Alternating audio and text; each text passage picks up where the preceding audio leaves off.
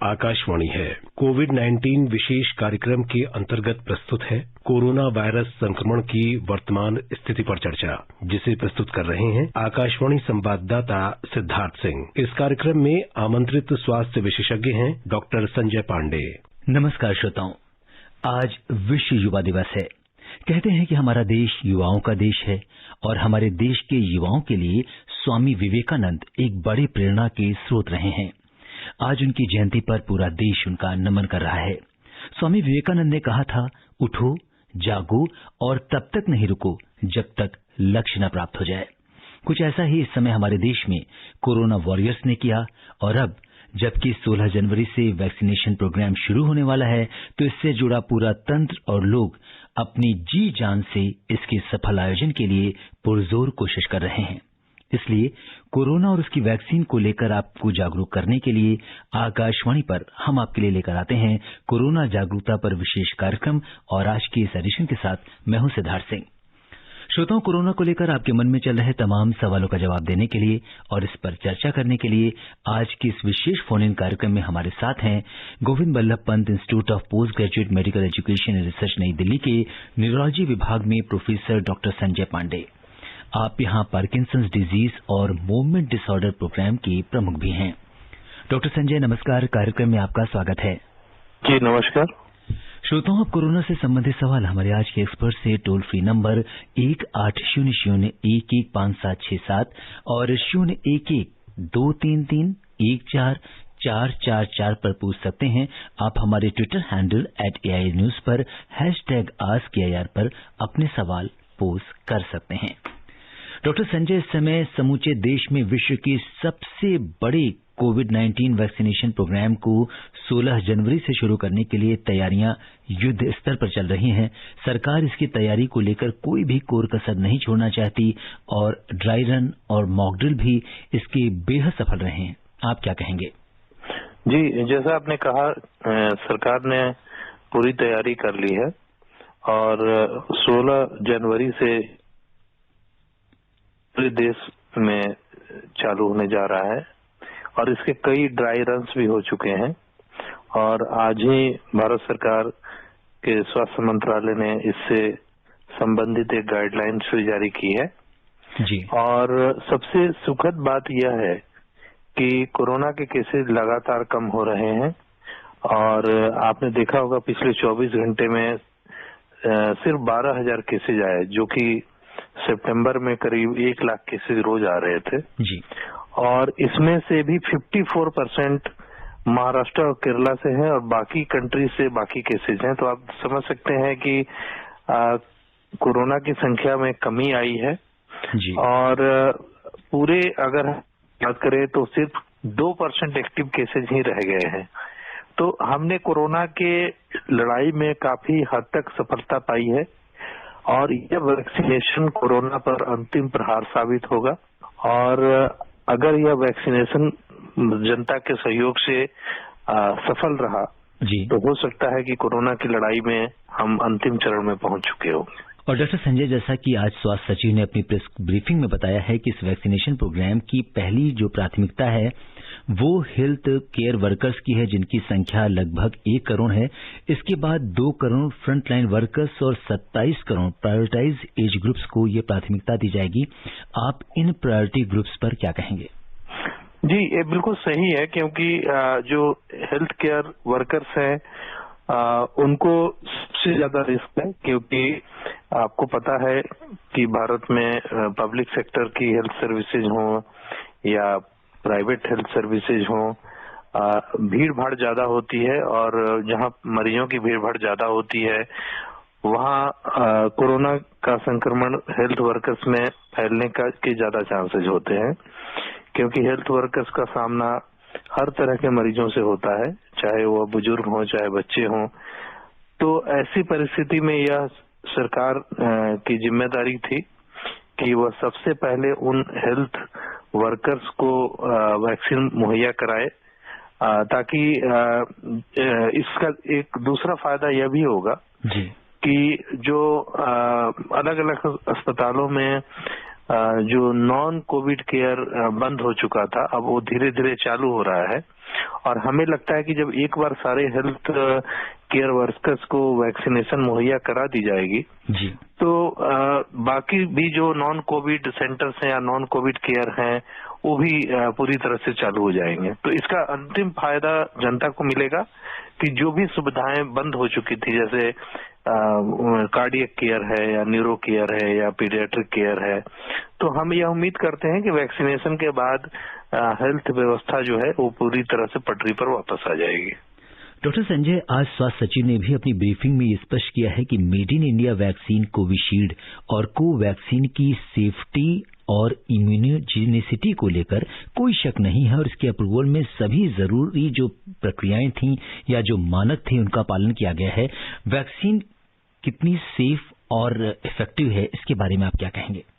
देखिए, जनता को सरकार के लिए हुए फैसले पर भरोसा रखना चाहिए और सरकार की जो भी रेगुलेटरी एजेंसियां हैं, चाहे वो ICMR हो, चाहे वो DCGI है या चाहे नीति आयोग है या चाहे स्वास्थ्य मंत्रालय है, ये सब ने मिलकर एक फैसला किया है और जो भी वैक्सीन मुहैया कराई जाएगी वो बिल्कुल सेफ है।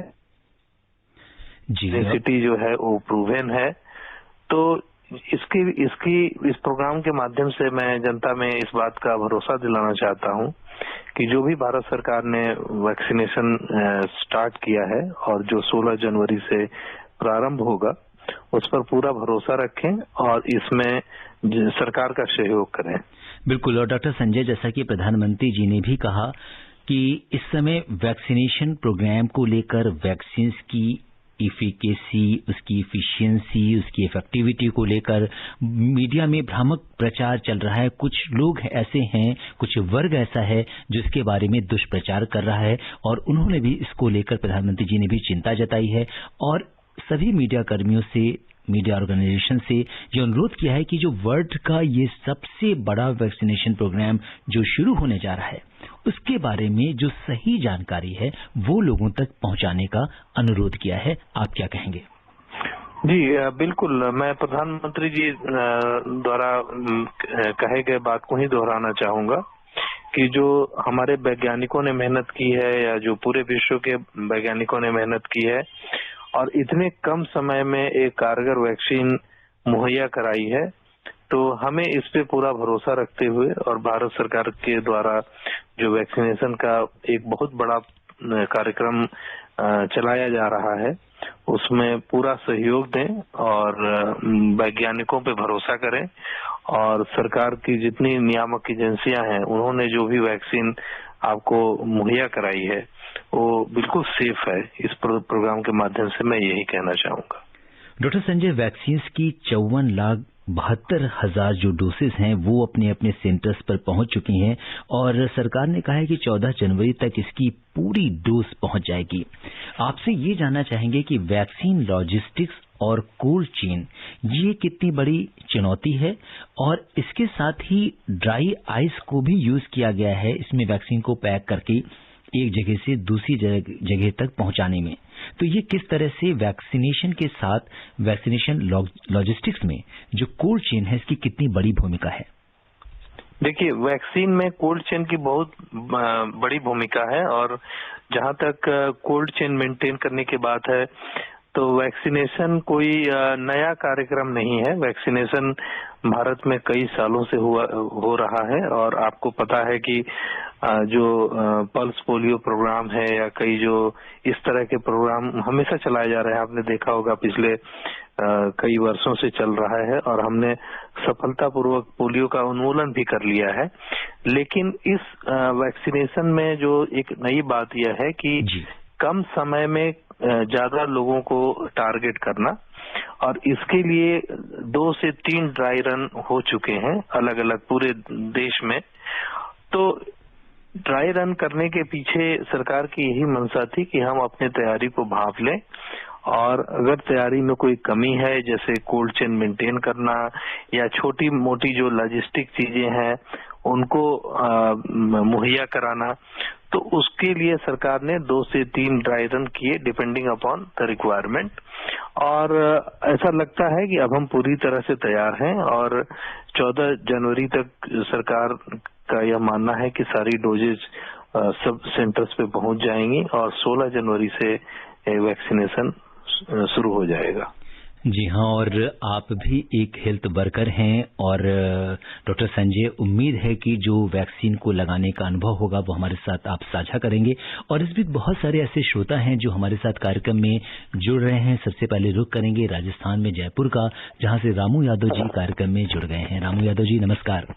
हेलो साहब जी नमस्कार, स्वागत है आपका कार्यक्रम। जय सिया राम डॉक्टर साहब। जी नमस्ते। नमस्ते। मैं नेत्रहीन आदमी हूँ, मेरी 83 साल की उम्र है। हम लोगों को बेसहारा लोग हैं, हम लोगों को टीका लगाने के लिए कैसे हम जाएंगे या हमारे लिए सरकार क्या प्रबंध करेगी? हम लोग नेत्रहीन है, झोट वाला जयपुर से बोल रहा हूँ मैं। जी डॉक्टर संजय, जो ऐसे लोग हैं, वृद्ध हैं और साथ में नेत्रहीन भी हैं, तो ये किस प्रायोरिटी ग्रुप में आएंगे? देखिए, जैसा प्रोग्राम के शुरू में ही हमने कहा कि सरकार की मंशा है कि सबसे पहले हेल्थ वर्कर जो उनको बेसिकली वैक्सीन मुहैया कराना, तो हमें लगता है कि यह उस ग्रुप में आएंगे। और सारे राज्य सरकारों को निर्देश दिया गया है और प्रधानमंत्री जी ने एक मीटिंग भी बुलाई थी सारे प्रदेश के मुख्यमंत्रियों के साथ, और उस मीटिंग में भी यही तय हुआ था कि जो भी केंद्र सरकार के दिशा निर्देश हैं उनका राज्य सरकार पूरी तरह से पालन करेंगे। तो हमें लगता है कि राजस्थान में भी राजस्थान सरकार जो केंद्र और उसका फायदा इन तक पहुंचेगा। जी, और डॉक्टर संजय, आपसे ये जानना चाहेंगे कि एक बार वैक्सीन की दोनों डोजेज लेने के बाद या अगर हम पहली डोज ही लेते हैं तो कितने दिनों बाद हमारे शरीर में एंटीबॉडीज का निर्माण शुरू हो जाता है? जी, ये आपने बड़ा अच्छा सवाल पूछा और इसको लेकर कई भ्रांतियां भी हैं। तो मैं ये स्पष्ट करना चाहता हूं कि पहले डोज के बाद एंटीबॉडीज बनने में जो अर्लीस्ट एंटीबॉडी है, ये कह सकते हैं कि 5 से 7 दिन में शुरू होता है और maybe at the end of second week, तो ये कह सकते हैं कि 14 दिन के आसपास एंटीबॉडी काफी मात्रा में बन जाता है। लेकिन हम एक सेकेंड डोज देते हैं। सेकेंड डोज यूजुअली 4 सप्ताह के बाद देते हैं या 28 दिन कह सकते हैं, और उसके बाद जो एंटीबॉडी बनती है वो काफी लंबे समय तक शरीर में रहती है। जी, और इस बीच दिल्ली से हमारे साथ सक्षम जी कार्यक्रम में जुड़ गए हैं। सक्षम जी नमस्कार। हाँ, मेरे दोस्त सवाल है। जी बताइए। सबसे पहले तो ये कि बार बार हमें हाथ धोने में आदत आता है, ठंड लगती है। जी जी ठीक है, तो डॉक्टर उसका क्या करें? जी, और दूसरा सवाल क्या है? दूसरा ये है कि हम टीबी से ग्रसित हैं। जी जी, तो हमारा वैक्सीनेशन का नंबर कब आएगा? जी 16 साल उम्र है। जी डॉक्टर संजय, एक तो ये है कि इस समय जाड़े का मौसम है और बार बार हाथ धोना पॉसिबल होता नहीं है, लोगों को आलस आता है, तो ऐसे में हम इससे कैसे बच सकते हैं, इसका कैसे मैनेजमेंट करें जो हैंड हाइजीन है? देखिए, इनका सवाल यह है कि बार बार हाथ धोने से कैसे बचा जा सके, क्योंकि सर्दी का मौसम है। तो अगर यह घर में रहती हैं और घर में अगर इनका किसी चीज से बहुत ज्यादा कोई कांटेक्ट नहीं है तो बार बार हाथ धोने की कोई जरूरत नहीं है। और अगर आप ऑफिस में भी रहते हैं और अगर आप किसी से बार बार हाथ मिलाते नहीं है या इधर उधर आपके हाथ का कांटेक्ट किसी चीज से नहीं होता, तो उसमें भी बार बार हाथ धोने की जरूरत नहीं है। हाथ धोने की जरूरत तब है जब आपका एक्सपोजर किसी चीज से होता है। जी, और दूसरा सवाल ये है कि ये टीबी की बीमारी से ग्रसित हैं, तो ऐसे में इन्होंने पूछा है कि इन्हें जो प्रायोरिटी ग्रुप है उसमें कब वरीयता मिलेगी? देखिए, प्रायोरिटी ग्रुप जैसा कि हम प्रोग्राम के पहले में भी बता चुके हैं कि हेल्थ केयर वर्कर्स हैं, सेकंड जो बुजुर्ग हैं, और थर्ड जिनकी कोई प्री मॉर्बिड कंडीशन है, तो प्री मॉर्बिड कंडीशन में जैसे किसी पेशेंट को ऑलरेडी कोई कैंसर की दवा चल रही है, टीबी की दवा चल रही है, तो इनका नंबर जो थर्ड ग्रुप है, जो प्री मॉर्बिड कंडीशन है, इसमें आ सकता है, क्योंकि ये टीबी का इलाज कर रही हैं और ऐसा देखा गया है कि जिसको भी प्री मॉर्बिड कंडीशन है उसमें जो कोरोना का संक्रमण है वो थोड़ा सा सीवियर कैटेगरी में चला जाता है। तो सरकार की भी यही मंशा है कि जो प्री मॉर्बिड कंडीशन के पेशेंट हैं उनको भी प्रायोरिटी ग्रुप में रखा जाए। डॉक्टर संजय, आपका न्यूरोलॉजी के क्षेत्र में विशेष अनुभव रहा है, आपसे जानना चाहेंगे कि ऐसे मरीज जो कोमॉर्बिडिटीज या प्री मॉर्बिड कंडीशन में हैं, तो उन्हें वैक्सीन लेते समय किन बातों का ख्याल रखना होगा? देखिए, इसमें वैक्सीन लेते समय कोई खास ख्याल रखने की जरूरत नहीं है। हाँ, एक बहुत ही स्मॉल परसेंटेज होता है जिसमें एक एनाफाइलेक्सिस रिएक्शन हो सकता है। जैसे कि आपने अखबारों में भी पढ़ा होगा कि कई लोग ने वैक्सीन लगाया और उनको एलर्जिक रिएक्शन हो गए। ये किसी भी चीज से हो सकता है। आप हो सकता है एंटीबायोटिक की डोज लें या एनाल्जेसिक की डोज लें या पेनिसिलिन की टैबलेट लें, तो उससे भी आपको एक एलर्जिक रिएक्शन या एनाफिलेक्सिक रिएक्शन हो सकता है। तो अभी मैंने एक साइंटिफिक जर्नल था, उसमें एक स्टडी आई है, उसमें काफी अहम जानकारी थी कि एनाफिलेक्टिक रिएक्शन बहुत ही रेयर है, मतलब 1 in 1 lakh, तो काफी रेयर हुआ। 1 in 1 lakh is very rare. तो इसमें कोई घबराने वाली बात नहीं है, पैनिक क्रिएट करने वाली बात नहीं है, और अखबार की जो जानकारियां हैं उनसे उनको पढ़ के एंजाइटी क्रिएट करने वाली बात नहीं है। अगर मान लीजिए कि किसी को एलर्जिक रिएक्शन हो भी जाता है तो इसीलिए ऐसा प्रावधान किया गया है कि वैक्सीन लेने के 30 मिनट्स के बाद भी आपको वहीं रहना है, ताकि अगर एलर्जिक रिएक्शन होता है तो आपकी मॉनिटरिंग की जा सके। और एलर्जिक रिएक्शन को कंट्रोल करने के लिए काफी सरल उपाय होते हैं, तो इसमें कोई घबराने वाली बात नहीं है।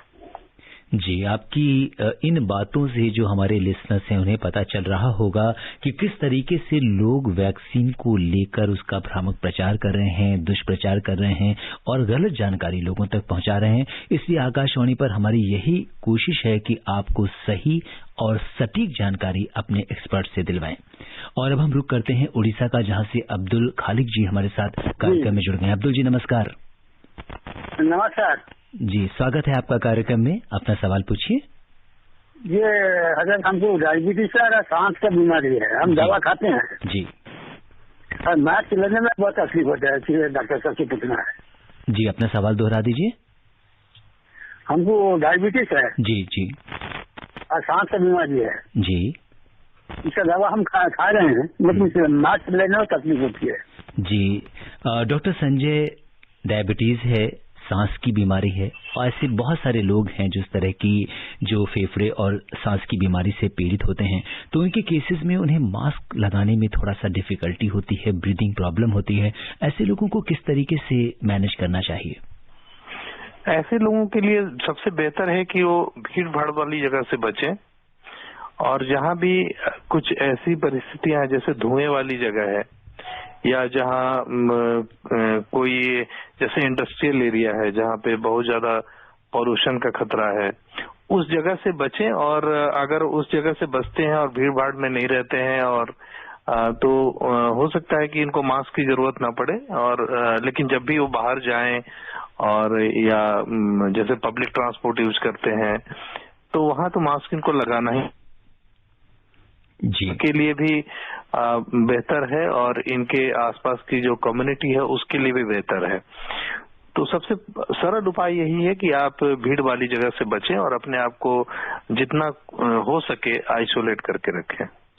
जो श्रोता हमसे अभी भी जुड़े हैं उन्हें हम बता दें कि कोरोना जागरूकता श्रृंखला के आज के इस विशेष कार्यक्रम में श्रोताओं के सवालों का जवाब दे रहे हैं Govind Ballabh Pant institute of post graduate medical education and research New Delhi के न्यूरोलॉजी विभाग में प्रोफेसर डॉक्टर संजय पांडे। आप भी डॉक्टर संजय पांडे से अपने सवाल पूछ सकते हैं। हमारा टोल फ्री नंबर है 1800-115767। हमारे स्टूडियो की लाइन खुली हुई है, आप अपना सवाल कर सकते हैं। और इस बीच हम रुख करेंगे राजस्थान में जयपुर का, जहां से हमारे साथ प्रकाश जी कार्यक्रम में जुड़ गए हैं। प्रकाश जी नमस्कार। सिद्धार्थ जी नमस्कार, डॉक्टर साहब को भी सप्रेम नमस्कार। जी नमस्कार। डॉक्टर साहब 2-3 जिज्ञासाएं हैं छोटी छोटी, वैसे मेरी नहीं, बहुत से उन श्रोताओं की भी होंगी जो इनका फोन नहीं लग पा रहा है जी। कुछ दिन पहले सुना था मैंने, अब सुनते भी आ रहे हैं कि भाई एक तो अपने आधार से मोबाइल नंबर को रजिस्टर कर लें जी। वो तो बहुत से लोगों ने कर रखा है। अब ये पूछ रहा था सर, जैसे मान लीजिए अपने राजस्थान का आदमी गुजरात में रह रहा है या मुंबई में रह रहा है या कहीं भी रह रहा है, तो उनका नंबर वैक्सीनेशन में वहां आएगा या अपने गृह जिले में या गृह स्टेट में आएगा? दूसरा, रजिस्टर कराने के लिए कहाँ हॉस्पिटल में जाना पड़ेगा सर, ये मतलब उसी से नंबर आ जाएगा? यही पूछ रहा था जी। डॉक्टर संजय, वैक्सीनेशन रजिस्ट्रेशन की अगर हम प्रोसेस के बारे में बात करें तो इस समय एक कोविन ऐप है जिसकी बहुत चर्चा हो रही है, क्या कुछ कहना चाहेंगे आप?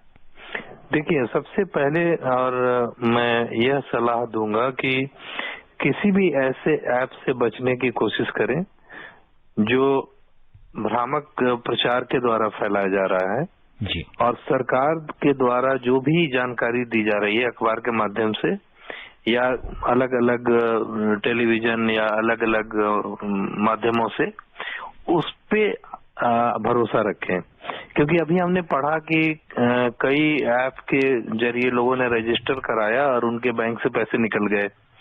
तो इस तरह की जो जानकारियां आ रही हैं, इसलिए आ रही हैं कि कई लोग इसका गलत फायदा उठा रहे हैं और कोविड वैक्सीन के नाम पर लोगों की जानकारियां ले रहे हैं, जैसे बैंक की जानकारी है, आधार कार्ड की जानकारी है, और इसका वह गलत इस्तेमाल कर सकते हैं और इससे आपको नुकसान हो सकता है।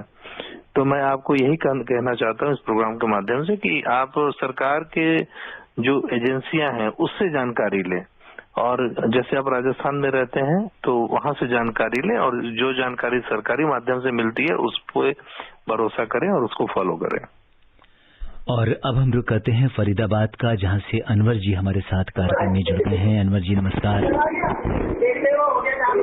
जी अनवर जी, आपको हमारी आवाज आ रही है? थोड़ा सा आप साइड में आ जाएं, बहुत शोर आ रहा है जिसकी वजह से।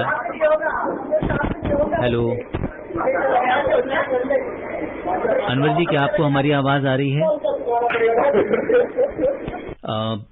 बहुत ज्यादा पीछे शोर आ रहा है, हम इनकी कॉल बाद में कनेक्ट करने की कोशिश करते हैं और वैक्सीन के ही बारे में चर्चा करते हैं कि जिस तरह से अगर हम ये देखें कि क्या कोई व्यक्ति अगर कोरोना पॉजिटिव है तो क्या उसे वैक्सीन दी जा सकती है या उसे ठीक हो जाने का इंतजार करना होगा? डॉक्टर पांडे। देखिए, कोरोना वैक्सीन नहीं दिया जा सकता है क्योंकि कोरोना का पेशेंट अगर एक्टिव कोरोना है तो उसमें वैक्सीन नहीं दिया जा सकता। हाँ, अगर किसी को पहले कोरोना हुआ है उसे वैक्सीन दिया जा सकता है, क्योंकि अभी तक ये पता नहीं है कि कोरोना के मरीज को एंटीबॉडी बनने के बाद शरीर में एंटीबॉडी की मात्रा कितनी बनती है और यह मात्रा कितने दिनों तक उसे सुरक्षा प्रदान करती है। तो अगर किसी को पहले कोरोना का इन्फेक्शन हुआ है तो हाँ, जरूर उसे कोरोना का वैक्सीन देना चाहिए। जी, और लोगों के अंदर ये भी है कि जो इस समय प्रायोरिटी ग्रुप्स बने हैं, तो जो हमारे हेल्थ केयर वर्कर्स हैं, तो क्या उनके परिवारों को भी वैक्सीनेशन लगाया जाएगा पहले ग्रुप में, या हेल्थ केयर वर्कर्स सेल्फ में ही उनको वैक्सीनेशन में शामिल किया जाएगा? अभी तो जो सरकार ने प्रायोरिटी ग्रुप्स बनाई है उसमें हेल्थ केयर वर्कर्स को ही रखा गया है और बाकी जो वल्नरेबल पॉपुलेशन है उनको रखा गया है। और जैसे जैसे सरकार की गाइडलाइंस आएंगी आपको उसके बारे में जानकारी मिलेगी। जी, और अब हम रुक करते हैं राजस्थान में जोधपुर का, जहां से अब्दुल जी हमारे साथ कार्यक्रम में जुड़ गए हैं। अब्दुल जी नमस्कार, कार्यक्रम में आपका स्वागत है। हाँ जी नमस्कार, डॉक्टर साहब को भी नमस्कार। जी नमस्कार। मैं ये जानना चाहता हूँ कि ये जो कोरोना का टीका है ना जी, तो क्या है कि ये किसी भी तरह की यानी एलोपैथी है या आयुर्वेद की दवाई खा रहा होता है, और इसके साथ में अगर जो ये टीका लगा दिया जाए तो ये टीका कोई मतलब कोई अड़चन तो नहीं करेगा ना, किसी तरह की दवाई के साथ में कोई मुकाबला तो नहीं करेगा? जी डॉक्टर संजय, बहुत महत्वपूर्ण सवाल इन्होंने पूछा है कि अगर किसी व्यक्ति को पहले से कोई दवाई चल रही है, चाहे वो एलोपैथिक की हो, होम्योपैथिक की हो या आयुर्वेदिक दवा वो खा रहा हो, तो क्या वो कोविड वैक्सीन ले सकता है? इसके कोई साइड इफेक्ट्स तो नहीं होंगे? यूजुअली जो वैक्सीनेशन है उसका किसी दवा से कोई ऐसा इंटरेक्शन नहीं होता है, क्योंकि जो वैक्सीनेशन की प्रक्रिया है कि आपके शरीर में इम्यून एंटीबॉडी प्रोड्यूस करना। लेकिन यह बेहतर होगा कि जब भी आप वैक्सीनेशन के लिए जाएं तो इस बारे दें कि आपको कौन सी दवा चल रही है, और आपकी कोई दवा जो ऐसी चल रही हो जिससे एलर्जिक रिएक्शन के ज्यादा चांसेज हो, तो उसके लिए जो भी वैक्सीन की व्यवस्था है या जो भी जहां भी आप वैक्सीनेशन कराने जा रहे हैं, अगर उनको इस बारे में जानकारी होगी तो वो थोड़ा सा बेहतर तरह से तैयार होंगे। अगर कोई एलर्जिक रिएक्शन या कोई किसी भी तरह की अगर दिक्कत आती है तो जो भी जानकारी, जो भी आपसे इसके स्वास्थ्य से संबंधित जानकारी है या जो दवा आप ले रहे हैं उसकी जानकारी है जी, उसे जरूर साझा करें। और इस बीच हमारे साथ दिल्ली से जैनुल हक जी हमारे साथ कार्यक्रम में जुड़ गए हैं। हेलो, नमस्कार जी। सर नमस्कार जी, स्वागत है आपका कार्यक्रम में। मैं जैनुल हक बोल रहा हूँ, दिलशाद कॉलोनी दिल्ली से। जी, बताइए क्या आप जानना चाहते हैं? जी, मैं ये जानना चाहता हूँ कि जैसे मैं पेंशनर हूँ, गवर्नमेंट रिटायरमेंट हूँ जी, 70 इयर्स एज है जी, तो क्या मुझे इंजेक्शन के लिए घर पे लोग आएंगे या मुझे खुद किसी हॉस्पिटल में जाके रजिस्ट्रेशन कराना पड़ेगा? कैसे जान पाऊंगा? जी, डॉक्टर संजय वृद्ध हैं, 70 साल की उम्र है और वैक्सीनेशन करवाने के लिए इन्हें अस्पताल में जाना होगा, वैक्सीनेशन सेंटर पे जाना होगा, या ये वैक्सीनेशन घर पर भी आकर लोग लगा जाएंगे? देखिए, इसके लिए सरकार ने कई केंद्र बनाए हैं, और जैसा कि आप बता रहे हैं कि दिलशाद गार्डन में आप रहते हैं, तो हमें पूरा विश्वास है कि वहाँ भी वैक्सीनेशन के केंद्र होंगे जी। तो जो भी पास का केंद्र है वहाँ आप कांटेक्ट करें, और सरकार के द्वारा पूरी सुनिश्चित की जाएगी कि आपको जो वल्नरेबल ग्रुप के लोग हैं उनकी पूरी मदद की जा सके, और इसके बारे में आपको समय समय पे जानकारियां दी जाएंगी। जी, और इसकी डोज को लेके आपसे जानना चाहेंगे कि किस तरह से 2 डोजेस के बीच में गैप रखा जाएगा, और किसी कारणवश अगर कोई दूसरी डोज नहीं ले पाता है तो क्या वो बाद में भी ले सकता है? देखिए, इसमें जैसा कि प्रोग्राम के पहले भी हम बता चुके हैं कि 4 हफ्ते का गैप होता है 2 डोजेज के बीच में, लेकिन अभी एक WHO की रिकमेंडेशन आई थी, उसमें थी कि अगर 6 हफ्ते का भी गैप होता है, सिटी पे कोई ज्यादा प्रभाव नहीं पड़ता है, तो अगर मान लीजिए कि आपके 2 वैक्सीन के डोजेज में 5 हफ्ते का गैप हो गया या 6 हफ्ते का भी हो गया तो उससे कोई फर्क नहीं पड़ता। तो 4 हफ्ते का गैप आइडियल है, लेकिन 6 हफ्ते या 5 हफ्ते या किसी कारण बस अगर थोड़ा विलम्ब होता है तो उसमें कोई परेशान होने वाली बात नहीं है। श्रोताओं, अब समय इजाजत नहीं दे रहा कि हम इस चर्चा को आगे बढ़ाएं। चलते चलते डॉक्टर संजय, आप आकाशवाणी के श्रोताओं को क्या कुछ टिप्स देना चाहेंगे? जी, टिप्स मैं यही देना चाहूंगा कि कोरोना की लड़ाई पिछले मार्च से चालू हुई और करीब 10 महीने के बाद अब हम काफी पॉजिटिव हैं, और यह सोचकर खुशी होती है कि हमने बुरा समय देख लिया है जी, और आने वाला समय अच्छा होगा, उज्जवल होगा, लेकिन हमें सतर्क रहने की जरूरत है, सावधान रहने की जरूरत है। जी डॉक्टर संजय, आपने बहुत महत्वपूर्ण बात कही, आने वाला समय और भी उज्जवल होगा। इसी पॉजिटिव नोट पर डॉक्टर संजय, आप कोविड-19 के इस विशेष कार्यक्रम से जुड़े और आपने हमारे श्रोताओं के प्रश्नों का उत्तर दिया। आपका बहुत बहुत आभार और धन्यवाद। जी, धन्यवाद।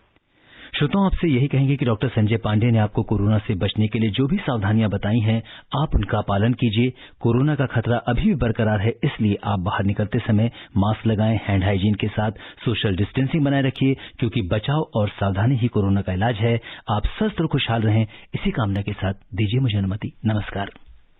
कोविड-19 विशेष कार्यक्रम के अंतर्गत अभी आप सुन रहे थे कोरोना वायरस संक्रमण की वर्तमान स्थिति पर चर्चा, जिसे प्रस्तुत कर रहे थे आकाशवाणी संवाददाता सिद्धार्थ सिंह। इस कार्यक्रम में आमंत्रित स्वास्थ्य विशेषज्ञ थे डॉक्टर संजय पांडे। ये कार्यक्रम आकाशवाणी के समाचार सेवा प्रभाग द्वारा प्रस्तुत किया गया।